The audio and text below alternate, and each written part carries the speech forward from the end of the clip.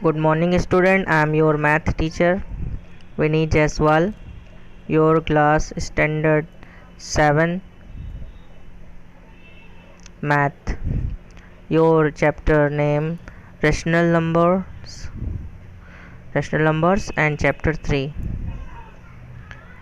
As you know, I have told you about the exercise 3.1, all the rules and regulation.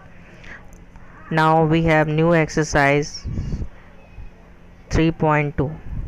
In this exercise, there are various types of rules which we have to follow. But what is the rules of this exercise? This exercise rules representation of rational number on number line. तो अभी तक हमने rational number सीखा कि P by Q form में होते हैं, but actually में रेशनल नंबर आते कैसे हैं, कैसे फाइंड किए जाते हैं। तो ये थोड़ा सा अलग टॉपिक है कि कैसे आते हैं और कैसे निकाले जाते हैं। तो ये जानना ज़रूरी है कि क्या डेसिमल नंबर रेशनल नंबर हो सकते हैं। तो सबसे पहले ये देखते हैं कि रेशनल नंबर डेसिमल नंबर हो सकते हैं या रेशनल नंबर डेसिमल नंबर हो सकते हैं। तो डेसिमल और रेशनल की बात करेंगे, तो थोड़ा सा इसको छोटा कर लेते हैं। अब इस केस में हम जानने की कोशिश करते हैं कि किस तरह से हम किसी भी डेसिमल नंबर को रेशनल नंबर लिख सकते हैं। तो चलिए, हमारे पास एक नंबर है 2/5। तो 2/5 आसानी से इसको जानते हैं, ये रेशनल नंबर है। लेकिन एक्चुअल में ये रेशनल नंबर तो है, और इसी नंबर को अगर हमें नंबर लाइन पे रिप्रेजेंट करना है तो किस तरह से करना होगा। ठीक है, तो ये हमारे लिए बहुत इम्पॉर्टेंट है कि हम इसको किस तरह से नंबर लाइन पे रिप्रेजेंट करें और कैसे ये आपका नंबर लाइन पर आ सकता है। ठीक है, तो सबसे पहले आप इसको ये देखिए कि आपके पास जो भी नंबर है उसको हम डिवाइड दे देते हैं 2/5। तो आपका 2 ऊपर है, 5 नीचे है, तो ऐसे लिख लीजिए। अब आपको डिवाइड देना होगा, जाएगा नहीं, डेसिमल लगा के 0 बढ़ा लीजिए। 5 4 20 कट गया। तो देखिए यहाँ पे 0.4 आ रहा है, दैट मीन्स 0.4। तो 0.4 आपको अगर ध्यान से देखेंगे, इसको जूम करते हैं तो आपको ये समझ में आएगा कि 0.4 हम यहाँ लिख लेते हैं। अब इसको ध्यान से देखिए, 0.4 किसके बीच का नंबर हो सकता है, 0 और 1 के, क्योंकि 0.4 है, यानी अभी ये 1 से बाहर है। अगर यहाँ पे 1.4 होता तो आपका ये 1 और 2 के बीच में होता। तो 1.4 आपका किसके बीच के नंबर है, इसके बीच का नंबर, यानी 1 और 0 और 1 के बीच का नंबर है। इसको थोड़ा जूम कर लेते हैं। अगर हम इसको जूम करते हैं तो बीच में एक लाइन ड्रॉ कर लेते हैं, 1 2 3 4, दिस इज़ 5 6 7 8 9।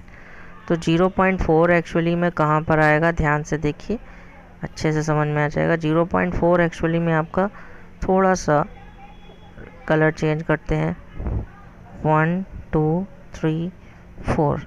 तो 0.4 एक्चुअली में यहाँ पर आ रहा है, अंडरस्टैंड। तो ये आपका ए है, यानी ये वाली लाइन, इस पर हमने सर्कल किया रेड से, अंडरस्टैंड। तो 0.4 यानी एक्चुअली में को क्या था, हम आपके 2/5, अंडरस्टैंड। तो इस तरह से हम इस नंबर को समझ सकते हैं कि जो डेसिमल नंबर है वो एक्चुअली में रेशनल नंबर होते हैं। तो इनको हम नंबर लाइन पे किस तरह से रिप्रेजेंट कर सकते हैं, और इसके और भी कई मेथड हैं कि हम उसको कर सकते हैं। ठीक है, तो अगर आपको इसको डिनोमिनेटर से आप इक्वल पार्ट में करना चाहें तो भी इसको कर सकते हैं। ठीक है, अगर हम इसको इस तरह से देखेंगे कि आपका जब हमने नंबर लाइन ड्रॉ की है तो 2/5 है, तो यहाँ पे अगर हम 0 ले लें, क्योंकि ये 0 और 1 के बीच का नंबर है, तो इस नंबर को थोड़ा सा जूम कर लेते हैं और जूम करके इसमें लिख देते हैं। तो लिखते समय हमने 0 4 इस तरह से ले लिया। अब आपको यहाँ से यहाँ के बीच में ये आपका 0.4 आ रहा है।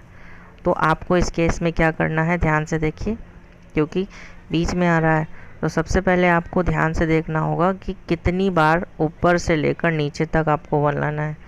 तो 1 2 3 4 5 6, ठीक है। तो A1 A2 A3 A4 A5 A6। तो आपको यहाँ पर एक चीज़ समझ में आई कि जो आपका, अब अगर मैं एग्ज़ाम्पल लेके चलें तो इसको हम किस तरह से कर सकते हैं। तो इस तरह से आपके देखिए ऊपर 2 आ रहा है, 2 आ रहा है, तो ये जो 2/5 है, तो जो आपका डिनोमिनेटर है उसको ना देख के हम उसका न्यूमरेटर देखते हैं। तो आपका 2 कहाँ पर आ जाएगा, इस जगह पर, यानी आपका जो नंबर है इस तरह से 2/5 ये है, ठीक है। तो आपको न्यूमरेटर देखना पड़ेगा ऊपर वाला। इसको इस तरह से हम और भी पार्ट में कर सकते हैं, ठीक है। अब इसी तरह से आपके कुछ एग्जांपल्स हैं, जैसे कि हम आपके बात करेंगे example number 1, represent 5/7 and 7/5, 5/7 and 7/5 on number line. तो इसको नंबर लाइन पर किस तरह से हम ला सकते हैं, इसको हमें देखना है। तो सबसे पहले आपको मैंने ऑलरेडी बताया था कि आपका 5/7 किसके बीच में आ रहा है, तो ये भी जानना ज़रूरी है। तो हमें सबसे पहले तो थोड़ा सा 5/7 निकालने के लिए क्या करना है, इसको छोटा कर लेना है और आपको डिवाइड देना होगा। तो 5/7 7/5 कर लीजिए। अब इसको डिवाइड कीजिए, जाना नहीं है, डेसिमल लगा के 0 बढ़ा लीजिए। 7 7 जा 49, 49 कट गया, ठीक है। तो एक्चुअली में 1 यहाँ पर आ रहा है, अभी भी आपके यहाँ पर क्या आ रहा है 1, तो डेसिमल लगा 0 लगा सकते हैं यहाँ पर, यानी 1 के बगल में। तो 7 1 जा 7, तो एक्चुअली में नंबर कटता ही जा रहा है, कटता ही जा रहा है। इसको जितना भी काटेंगे आपका कटता ही जाएगा। 0 लगा लीजिए, 7 4 जा, तो आपको एक्चुअली में 1 डिजिट तक लेना है, 0.7। तो इस केस में हमें क्या करना होगा कि आपको ये पता चल गया कि ये नंबर किसके बीच में आ रहा है। तो आपको इसको जूम कर लीजिए, थोड़ा सा और जूम कर लीजिए, अब आपको क्लियर हो गया। अब इस केस में आपको क्या करना है, A1 A2 A3 A4 A5 A6 A7 A8 A9, आपने जितना लिखना हो तो लिख लीजिए, क्योंकि 0 और 1 के बीच में आ रहा है। और सबसे पहले देखिए ऊपर आपका क्या आ रहा था, 5 आ रहा था। तो आपको समझ में आया कि आपका जो नंबर है कहाँ पर आएगा, इस जगह पर, अंडरस्टैंड। तो 0 से 1 के बीच में आ रहा है, तो सबसे पहले आपको क्या करना है, 1 2 3 4 5 6 7। तो आपको यहाँ पर जो नंबर है वो कहाँ पर आएगा, 0 और 1 के बीच में आ जाएगा, ठीक है। तो आपका A5 यहाँ पर आ जाएगा, 5/7, अंडरस्टैंड, ठीक है। तो इस तरह से आपने इसको लिख लिया, यानी 5/7। आई थिंक क्लियर हो गया आपको। और अब हम बात करते हैं दूसरे नंबर की, जो आपका क्या है 5/7। तो 5/7 को भी इस तरह से लिख लीजिए, 1 2 3 4 5 6 7 8 9। इसको थोड़ा सा जूम कर लीजिए,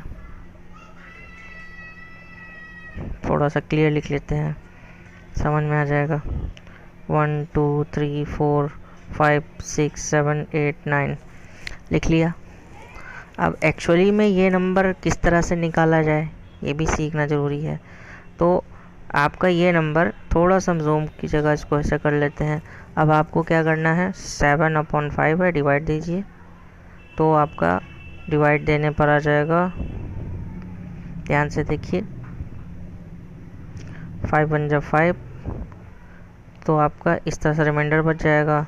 तो आएगा 5 1 2, 1 राइट 2/5 आ जाएगा, ठीक है। तो 1 राइट 2/5 आपका कहाँ पर आएगा ये जानना ज़रूरी है। तो इसको हम सबसे पहले देख लीजिए, कि आपको कहाँ पे लिखना है, तो आपको यहाँ पर 7/5 है, तो आपका ये नंबर 1 पॉइंट, अगर इसको 1 सेकेंड, अगर इसको हम डिवाइड देते हैं, थोड़ा सा इसको ऐसे कर लेते हैं, उसको डिवाइड देते हैं, इसको डिवाइड देते हैं, फिर से 5 1 ज़ा 5, 2 बचा, डेसिमल लगाया, 0 बढ़ाया, 5 4 ज़ा 20, तो 1.4 आया। तो 1.4 आया आपका। तो इसको जब हम जूम करके इधर लेकर आते हैं, ले आए, ठीक है। तो आपका कहाँ पर आ जाएगा, इसको और जूम कर लेते हैं, ठीक है।